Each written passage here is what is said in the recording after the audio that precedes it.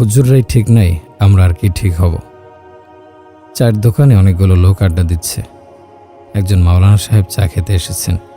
চায়ে চুমুক দিয়েছেন কি দেননি, এমন সময় মসজিদে আজান হলো। আড্ডা দেওয়া লোকগুলো এবার মাওলানা সাহেবকে তিরস্কার করতে লাগলো। আপনার কি আল্লাহর ভয় নাই? কেন ভাই, আজানের পরেও চা খাইতেছেন? হুজুর হয়ে এমন একটা কাজ কিভাবে করতে পারছেন? মাওলানা সাহেব বললেন, ভাই, চাটা খেয়েই জামাত ধরব। আল্লাহর রহমতে সবসময় আমার জামাতে নামাজ পড়া হয়। সবসময় পড়েন আর যাই করেন, আজানের পর চা খাওয়া ঠিক না, তাড়াতাড়ি যান। বুঝেন অবস্থা। আড্ডাবাজ লোকগুলো কিন্তু মুসলমানেরই সন্তান।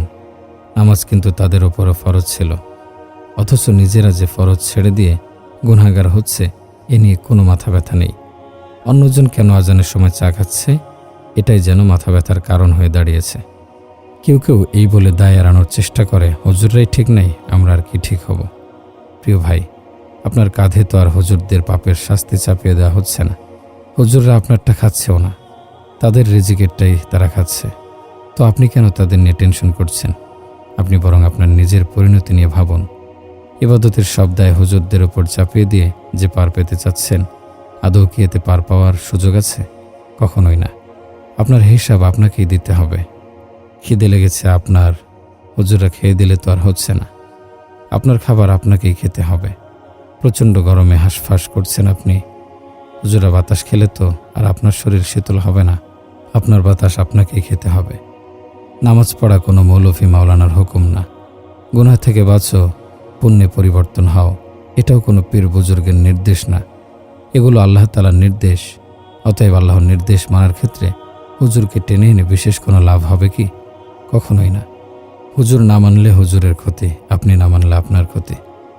হুজুরদের ভালো ভালো কাজগুলো দেখে দেখে তা আমি নিজেকে পরিবর্তন করি না, খারাপ কাজগুলোকে কেন দলিল হিসাবে উপস্থাপন করি?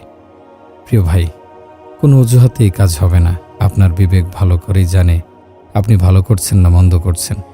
আপনার পেছনে যে ভদ্রলোক আঠার মতো লেগে আছে, সেই ভদ্রলোকের নাম হচ্ছে মিস্টার ইবলিশ।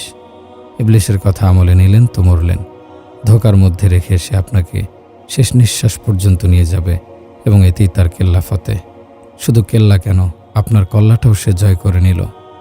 যদি এই কল্লাটা আল্লাহর সিজদায় নত করে নিতেন, তাহলে সে পরাজিত হতো।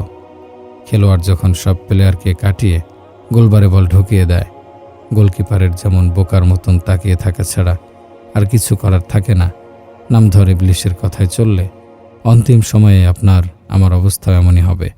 কবর, হাসর, পুলসিরাত আর মিজানের পাল্লার দিকে তাকিয়ে থাকা ছাড়া কিছুই করার থাকবে না।